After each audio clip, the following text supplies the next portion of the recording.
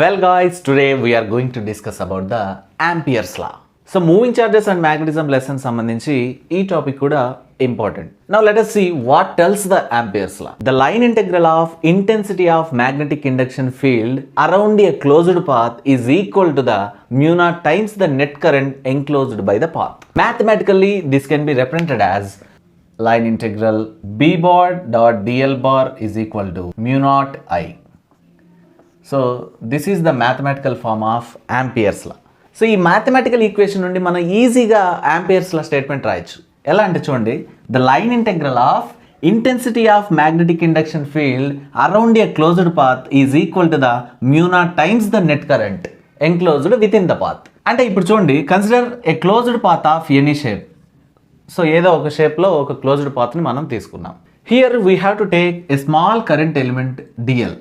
So ఒక చోట ఒక ఎలిమెంట్ని మనం తీసుకుంటున్నాం. సో దీని యొక్క లెంత్ డిఎల్గా మనం రిప్రజెంట్ చేసుకుంటున్నాం. సరే, దీనికంటే ముందు మనం కరెంట్స్ని రిప్రజెంట్ చేసుకుందాం. చూడండి, క్రాస్ ఫీల్డ్స్ ఒక 2 తీసుకుంటున్నాను, డాట్ ఫీల్డ్స్ ఒక 2 తీసుకుంటున్నాను. సో సింపుల్గా I'm considering I1, I2, I3, I4. ఇక్కడ బాగా గుర్తుపెట్టుకోండి, I1, I2, I3, I4 అనే ఒక 4 కరెంట్స్ తీసుకున్నాం. అయితే I1, I4 క్రాస్ ఫీల్డ్స్గా రిప్రజెంట్ చేసుకున్నాం, I2, I3 డాట్ ఫీల్డ్స్గా రిప్రజెంట్ చేసుకుంటాను. మరి ఈ క్రాస్ ఫీల్డ్స్ ఏంటి, డాట్ ఫీల్డ్స్ ఏంటి? ఈ మొత్తం సర్ఫేస్ ఏరియాలోకి ఏవైతే కరెంట్స్ ఎంటర్ అవుతున్నాయో వాటిని మనం క్రాస్ ఫీల్డ్స్తో రిప్రజెంట్ చేస్తున్నాం. Here the currents I1 and I4 are the cross fields which are normally entering in to surface area and they can be taken as positive. So ఈ కరెంట్స్ని మనం positive సింబల్స్తో represent చేసుకోవాలి. In the same way, the currents I2 and I3 are the dot fields which are normally outward from the surface area and they can be taken as negative. So negative సైన్తో dot ఫీల్డ్స్ని మనం represent చేసుకోవాలి. ఇప్పుడు చూడండి, net current ఎంత ఈ surface ఏరియాకి అంటే మనం ఎలా రాస్తామంటే I net is equal to, అంటే మొత్తం కరెంట్ ఎంత ఉంది ఈ సర్ఫేస్ ఏరియాలో అంటే, ఇప్పుడు I1 అనేది ఎంటర్ అవుతా ఉంది అంటే పాజిటివ్. సో I1, ఇక్కడ I2 అనేది లీవ్ అవుతుంది dot field, right? So leave అయ్యే వాటికి మనం నెగిటివ్ సైన్ తీసుకుంటాం. So minus I2. Next I3 కూడా లీవ్ అవుతా ఉంది కాబట్టి negative sign I3. Next I4 అనేది సర్ఫేస్ ఏరియాలోకి ఎంటర్ అవుతా ఉంది. So plus I4. So this is the net current of this surface area. మీరు బాగా గమనించండి, ఏదైనా ఒక కండక్టర్లోకి కరెంట్ పాస్ అవుతున్నప్పుడు around that conductor magnetic field is produced, right? So in that magnetic field we're considering a closed surface. ఒక closed surface మనం తీసుకుంటున్నాం. అయితే ఏవైతే కరెంట్స్ ఎంటర్ అవుతున్నాయో అవి మనం క్రాస్ ఫీల్డ్స్గా రిప్రజెంట్ చేసుకోవాలి and the sign is positive. Enter అయ్యే వాటిని మనం పాజిటివ్ కరెంట్స్గా రిప్రజెంట్ చేసుకోవాలి. ఏవైతే లీవ్ అవుతున్నాయో అవి డాట్ ఫీల్డ్స్గా రిప్రజెంట్ చేసుకుంటున్నాం and the sign should be negative. Sign అనేది మనం నెగిటివ్గా తీసుకోవాలి. సో ఇది మనం గుర్తుపెట్టుకోవాలి. టోటల్గా నెట్ కరెంట్ ఎంత అంటే ఎంటర్ అయ్యే వాటికి పాజిటివ్ పెట్టుకుంటాం, లీవ్ అయ్యే వాటికి నెగిటివ్ పెట్టుకుంటాం. సో ఈ సర్ఫేస్ ఏరియాకి సంబంధించి ఇంత నెట్ కరెంట్ ఉన్నట్లు. So now we're considering one such element DL. Let B bar is the resultant magnetic field at DL. So ఇప్పుడు సరే, ఒక 4 కరెంట్స్ తీసుకున్నాం కదా. సో కరెంట్స్కి తగ్గట్టుగా ఎలిమెంట్స్ అదేవిధంగా మ్యాగ్నెటిక్ ఫీల్డ్స్ రిప్రజెంట్ చేసుకుందాం. అది ఎలాగంటే చూడండి, ఇప్పుడు I1 అనే కరెంట్ సర్ఫేస్ ఏరియాలోకి ఎంటర్ అవుతా ఉంది. సో ఇక్కడ మనం ఎలిమెంట్ మనం తీసుకుంటే DL1గా రిప్రజెంట్ చేసుకుందాం. So DL1 and it is entering in to the surface. So B1 ఈ రకంగా మనం రిప్రజెంట్ చేసుకోవచ్చు. నెక్స్ట్ I2 చూడండి, this is leaving the surface area. So ఇది DL2గా మనం అనుకుంటున్నాం. సో లీవ్ అవుతుంది కాబట్టి బయటికి రిప్రజెంట్ చేస్తున్నాం B2. అదేవిధంగా I3. సో I3 కూడా లీవ్ అవుతుంది కాబట్టి సో DL3 అనుకుంటున్నాం, దీన్ని బయటికి రిప్రజెంట్ చేసుకుంటున్నాం B3. సో I4 అనేది DL4 అనే ఎలిమెంట్ తీసుకుంటున్నాం. సో B4 బార్గా మ్యాగ్నెటిక్ ఫీల్డ్ని రిప్రజెంట్ చేసుకుంటున్నాం. సో ఏవైతే ఎంటర్ అవుతున్నాయో వాటిని ఇన్వర్డ్ వేసాం, బయటికి వెళ్ళిపోయే వాటికి అవుట్వర్డ్ వేసేసాం. సో ఇట్లా మనం ఎలిమెంట్స్ మ్యాగ్నెటిక్ ఫీల్డ్స్ రిప్రజెంట్ చేసుకుంటున్నాం. Now the dot product of B bar and DL bar can be represented as B bar dot DL bar. So ఇది ఎప్పుడు ఒక ఎలిమెంట్ తీసుకున్నప్పుడు. సో సపోజ్ ఇప్పుడు ఇక్కడ ఒక 4 తీసుకున్నాం కదా, మనం ఎలా రాయొచ్చు? So B1 DL1 plus B2 DL2 plus B3 DL3 plus B4 DL4 plus and so on. So ఇలా ఉంటుంది కదా. సో ఈ రకంగా ఇక్కడ ఉన్న ఎలిమెంట్స్ని బట్టి మనం ఒక ఈక్వేషన్ రాసుకోవచ్చు.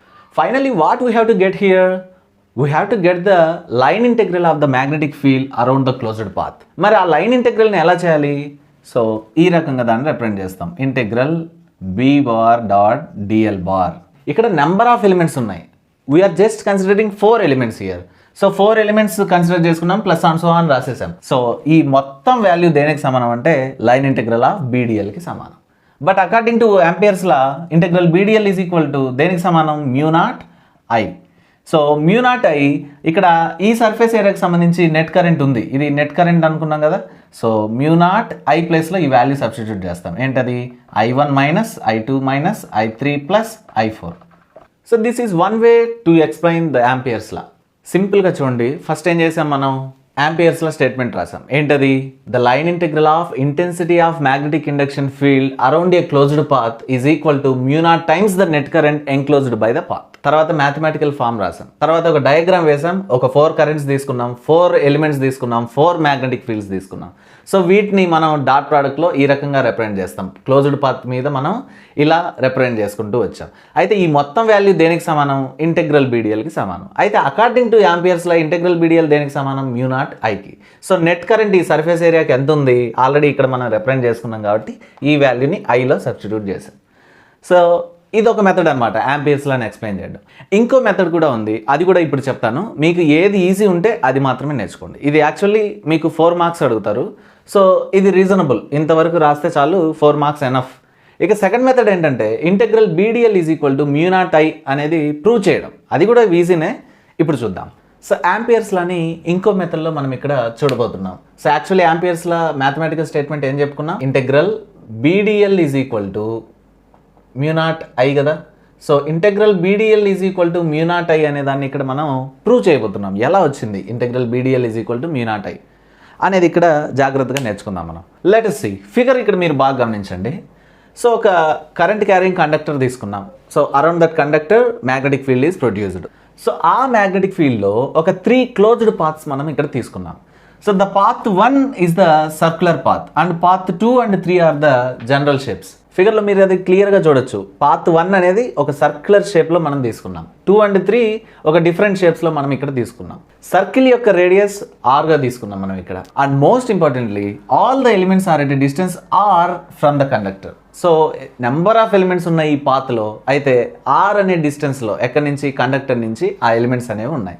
సో ఇక్కడ మీరు బాగా గమనిస్తే ఏబి అనే ఒక ఎలిమెంట్ తీసుకుంటున్నాం, డిఎల్1 అనుకోండి, బి నుంచి సి డిఎల్2 అనే ఎలిమెంట్ అనుకోండి, సి నుంచి డి డిఎల్3 అనే ఎలిమెంట్ తీసుకోండి. Here we're considering 3 elements. For example AB is equal to DL one, అదేవిధంగా BC is equal to DL two and CD is equal to DL three. ఒక 3 ఎలిమెంట్స్ని మనం ఇక్కడ అజంప్షన్ చేసుకుంటున్నాం. Okay, AB BC CD DL one DL two DL three. ఇక్కడ ఉన్నటువంటి సర్కిల్ని మనం ఇక్కడ పెద్దగా వేసుకున్నాం. సో ఇక్కడ మీరు బాగా గమనిస్తే ఏ నుంచి బి ఒక ఎలిమెంట్, బి నుంచి సి ఒక ఎలిమెంట్, సి నుంచి డి ఒక ఎలిమెంట్ మనం ఇక్కడ అజంప్షన్ చేసుకున్నాం కదా. సో ఇక్కడ అయితే వాటికి యాంగిల్స్ని మేడ్ చేసాం. సో ఇక్కడ చూడండి dθ1 dθ2 dθ3 and so on are the angles subtended by the elements. ఇక్కడ ఉన్నటువంటి యాంగిల్స్ని మీరు గమనిస్తే dθ1 plus dθ2 plus dθ3 plus and so on. అంటే ఇప్పుడు సర్కిల్లో మొత్తం యాంగిల్స్ని కలిపితే వచ్చే యాంగిల్ ఎంత, సర్కిల్ తీసుకున్నప్పుడు ఓవరాల్ యాంగిల్ ఎంత, 360 degrees కదా.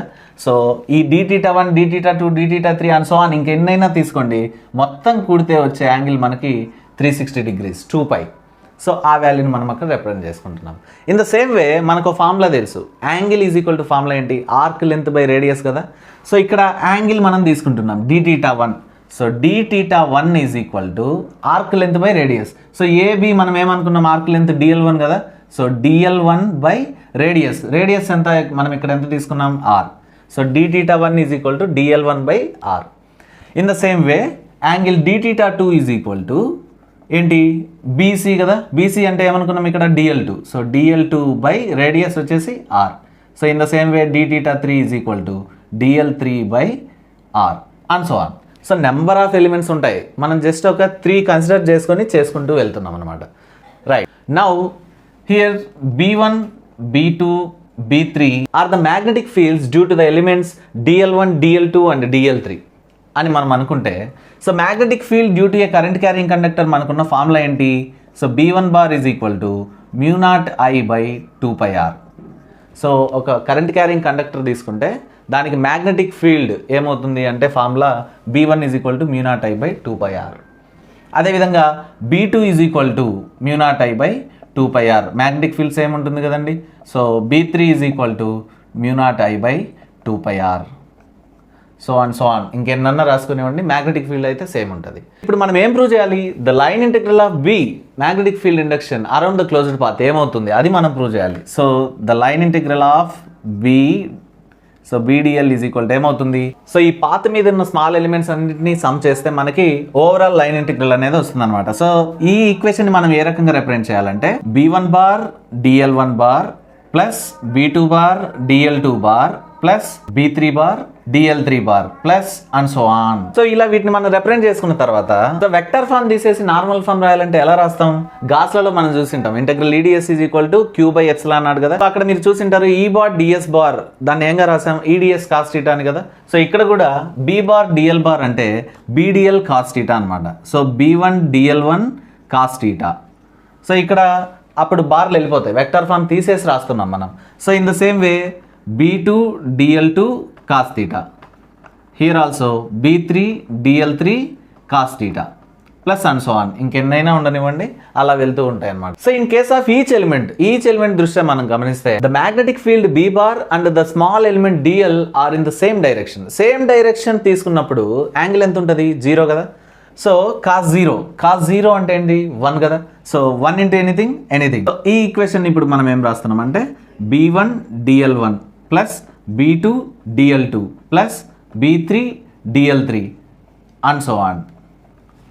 ఓకే, అంటే కాస్ వాల్యూ ఏమైంది? ఇక్కడ 1 అయింది. సో 1 అయింది కాబట్టి మనం రిమైనింగ్ టర్మ్స్ని రాసాం. సో ఇప్పుడు చూడండి, మనకి B1కి ఒక వాల్యూ ఉంది μ0 I బై 2πr.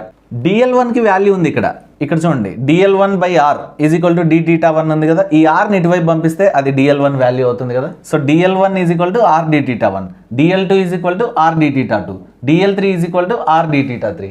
సో ఆ వాల్యూస్ని ఇక్కడ మనం సబ్స్టిట్యూట్ చేద్దాం. సో B1 ప్లస్లో ఏం రాయాలి? μ0 I by 2πr. So μ0 I by 2πr. DL1 అంటే వాల్యూ ఎంత? R into dθ1. So R dθ1.